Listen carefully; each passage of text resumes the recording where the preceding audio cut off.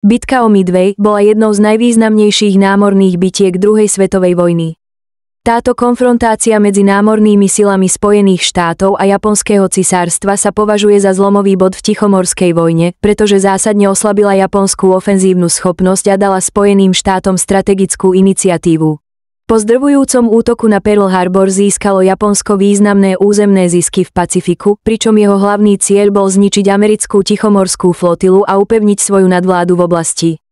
Admirál Isoroku Yamamoto, hlavný stratég japonského námorníctva, si uvedomoval, že rozhodujúca bitka so Spojenými štátmi je nevyhnutná. Preto naplánoval operáciu na dobitie atolu Midway, ktorý mal strategickú hodnotu ako doplňovacia a letecká základňa. Japonská stratégia. Japonské cisárske námorníctvo plánovalo nalákať americkú flotilu do pasce. Sily pod vedením admirála Yamamota sa skladali zo 4 veľkých lietadlových lodí, ktoré mali byť chrbtovou kosťou útoku. Japonská flotila mala tiež silnú podporu vo forme bojových lodí, krížnikov a ponoriek. Bitka o Midway bola rozhodujúcim zvratom vojny v Tichomorí. Japonské námorníctvo stratilo schopnosť ofenzívy a prešlo do defenzívy. Američania získali iniciatívu a postupne začali spätné dobývanie území, ktoré Japonsko obsadilo.